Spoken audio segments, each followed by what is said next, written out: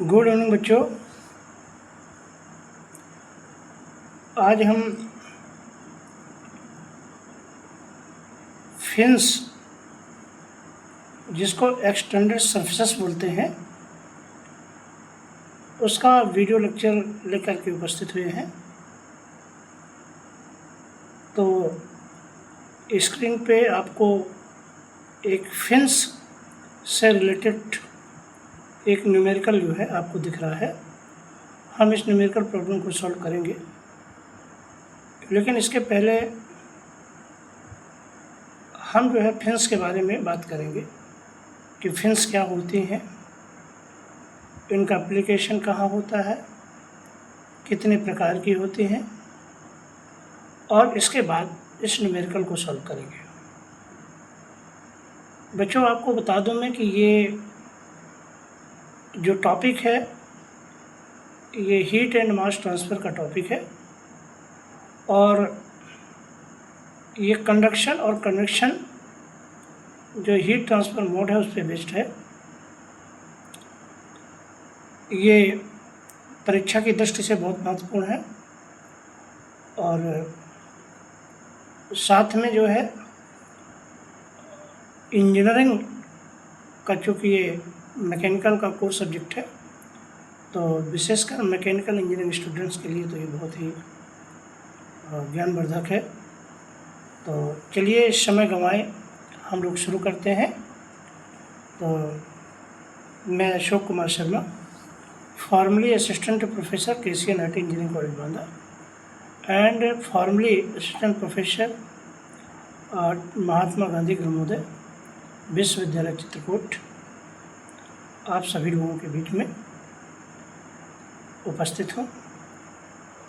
तो चलिए शुरू करते हैं। तो सबसे पहले आप लोग कॉपी पेन लेकर के बैठिए और हेडिंग लिखिए फिन्स। फिन्स क्या होती है? फिन्स के बारे में मैं आपको बताता हूँ। फिन्स क्या होती है? फिन्स एक्चुअली में एक्सटेंडेड सरफेसेस होती है। जैसे इंजन्स वगैरह होता है, जैसे बाइक का इंजन होता है, मोटरसाइकिल का इंजन होता है, कार का रेडिएटर होता है, और जैसे internal combustion engines, air cooled जो इंजन्स होते हैं, और ट्रांसफार्मर वगैरह होता है। ये सब कुछ ऐसे कंपोनेंट्स हैं जहाँ पे क्या होता है कि हीट जनरेशन बहुत ज़्यादा होता है। उस एक्सेस हीट को बाहर निकालने के लिए, ट्रांसफ़र करने के लिए जो सराउंडिंग में उसके आउटर सरफेस में जो अलग अलग शेप की जो मेटल की स्ट्रिप्स बना दी जाती हैं, जिससे कि उसका सरफेस एरिया बढ़ जाता है। हीट ट्रांसफ़र जो सरफेस एरिया बढ़ जाता है। तो यूँ समझिए कि सरफेस का जो एरिया है उसको इन्हेंस करने के लिए, एक्सटेंड करने के लिए, ताकि ज़्यादा से ज़्यादा हीट जल्दी ट्रांसफ़र हो जाए, उसके लिए जो हम मेटल स्ट्रिप्स वगैरह यूज करते हैं सरफेस एरिया को बढ़ाने के लिए, उसको फिन्स कहते हैं। फिन या एक्सटेंडेड सरफेसेस बोलते हैं। तो extended surfaces are called the fins. ये क्यों इनका यूज किया जाता है? आउटर सरफेस से हीट ट्रांसफ़र रेट को बढ़ाने के लिए, कि ज़्यादा से ज़्यादा जो है हीट जो है ट्रांसफ़र हो जाए। तो ये जो फिन्स होती हैं ये अलग अलग प्रकार की होती हैं, शेप की होती हैं। ये रेक्टेंगुलर, ट्रायंगुलर और ट्रेपेजोइडल शेप में, अलग अलग शेप में आती है, और इनका जो है अकॉर्डिंग टू रिक्वायरमेंट, जैसे जहाँ ज़रूरत होती है वहाँ पे इनका यूज करते हैं। ये जनरली जो मटेरियल यूज करते हैं इसके लिए ब्रॉन्ज, कॉपर, ब्रॉन्ज ऐसे मेटेलिक मटेरियल्स का यूज करते हैं जो कंडक्टिव होते हैं, जो ज़्यादा से ज़्यादा हीट को ट्रांसफ़र करने की प्रॉपर्टी रखते हैं। तो देखिए इनका एप्लीकेशन कहाँ करते हैं। एप्लीकेशन है इनका generally the fins are used on the surfaces where the heat transfer coefficient is very low. For example, in a radiator car, the outer surface of the tubes is finned because the heat transfer coefficient for air each outer surface is much smaller than that of the water flow inside the tubes. इसी प्रकार से electrical transformer में बाहर और Motors वगैरह जो होती है, आप जो मोटर यूज करते हो वो मोटर्स में भी बाहर फिन्स लगी रहती है। तो इस तरीके से the fins are also provided on cylinder head of the air cooled IC engines and large variety of the heat exchangers में भी इसका यूज किया जाता है। तो इस तरीके से जो है ये फिन्स है। तो मैंने आपको बताया कि फिन्स क्या होती हैं, इनका एप्लीकेशन क्या है, कहाँ इनका यूज करते हैं और कौन सी मटेरियल्स की बनी होती है। और जनरली जो फिन्स का सिलेक्शन हम इंजीनियरिंग में जो करते हैं वो इसकी कॉस्ट और परफॉर्मेंस के आधार पर करते हैं। तो देखिए फिन्स के बारे में ये है कि यदि हमें किसी भी सरफेस से ज़्यादा हीट ट्रांसफ़र कराना है तो हम जानते हैं कन्वेक्टिव हीट ट्रांसफ़र का जो फार्मूला है Q = H × A Ts - T infinite, यानी Q = H × A Ts - T infinite. इसमें क्या है, Q हीट ट्रांसफ़र है और H जो है convective heat transfer coefficient, A उसका जो है सरफेस एरिया है और Ts सरफेस टेम्परेचर और T इनफाइनाइट जो है ये एम्बिएंट टेम्परेचर है, सराउंडिंग टेम्परेचर है। तो यानी कि हमें यदि ज़्यादा अमाउंट में हीट का ट्रांसफ़र कराना है तो हमें H और A की वैल्यू को बढ़ाना पड़ेगा, ये है। तो इसको इसी बेस पे जो है फिन्स का जो रिलेशन है वो डेवलप किया गया है और उसी के आधार पे जो है इसका हीट ट्रांसफ़र कैसे निकालते हैं, कितना एरिया होना चाहिए, कितनी नंबर ऑफ फिन्स लगाना चाहिए, ये सब हम जो है इसी फार्मूले बेस पे कैलकुलेट करते हैं। तो आप लोग जो है इसको देखिएगा। अब देखिए इसका देखिए मैंने जो लिटरेचर है ये लेक्चर में मैंने आप लोगों को बता दिया। अब आप लोगों को क्या करना है कि इसी पे बेस्ड एक न्यूमेरिकल है, तो आप इसको देखिए करिए। न्यूमेरिकल है, देखिए पढ़ लेते हैं। न्यूमेरिकल है, a very long rod 25 mm in diameter has one end maintained at 100 degree centigrade. Surface of the rod is exposed to ambient air at 25 degree centigrade with convection heat transfer 10 watt per meter square Kelvin, H की value दिया हुआ।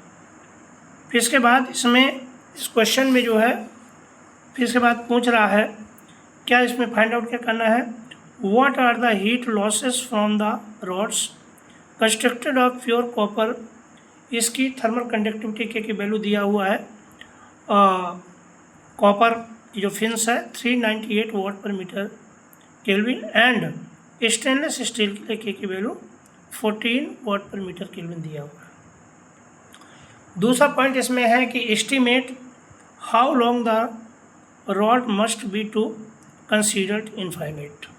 ये दो value हमें इन estimate करना है। ये problem आपका पूरा 15 नंबर का हो गया एक तरीके से देखा जाए तो। इसमें देखिए आपको दोनों वैल्यूज, एक तो हीट लॉसेस निकालना है, दूसरा इसमें आपको हाउ लॉन्ग इसकी लेंथ निकालना है आपकी जो रॉड है।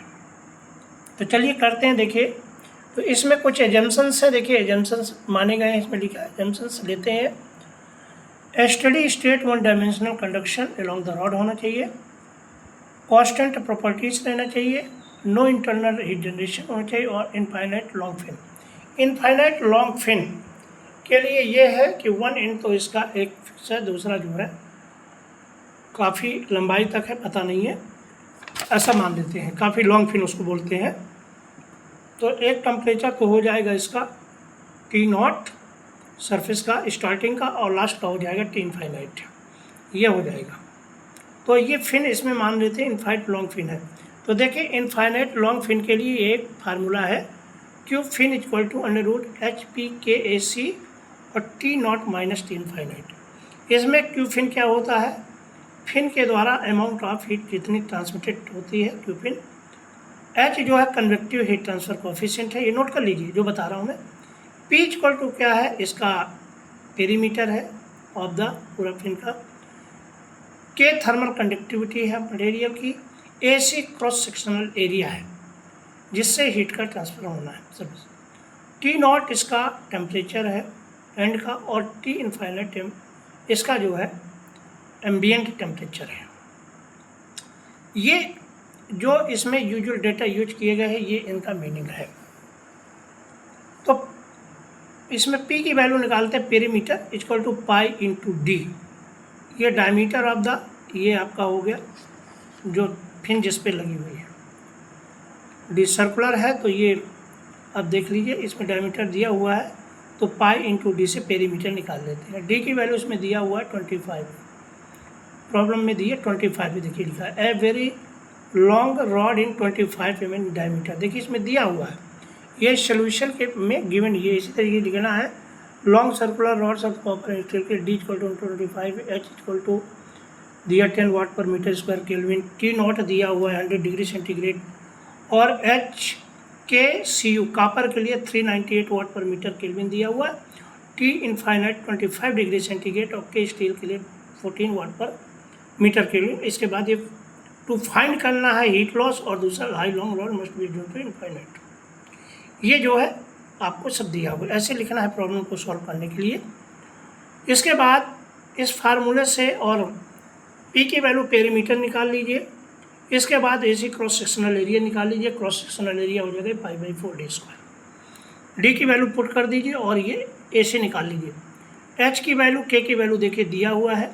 इस फार्मूले में, इस फिन के फार्मूले में सभी जो डेटा दिए हुए हैं इनकी सब की वैल्यू पुट करिए, और पुट करने के बाद कैलकुलेट करिए। देखिए इसमें सब वैल्यू पुट कर रहे हैं, इसमें क्यू फिन इक्वल टू 10 ये सब दिया हुआ है। तो क्यू फिन आ गया आपका कॉपर के लिए 29.37 वाट। और जब यही जो है हम फिन स्टील की यूज कर रहे हैं तो क्यू फिन देखिए इतना आ रहा है, यानी कि कॉपर के द्वारा जो कॉपर की जो फिन है उसका जो हीट ट्रांसफ़र रेट है वो स्टेनलेस स्टील से ज़्यादा है, इसलिए देखिए इसकी वैल्यू कम आ रही है।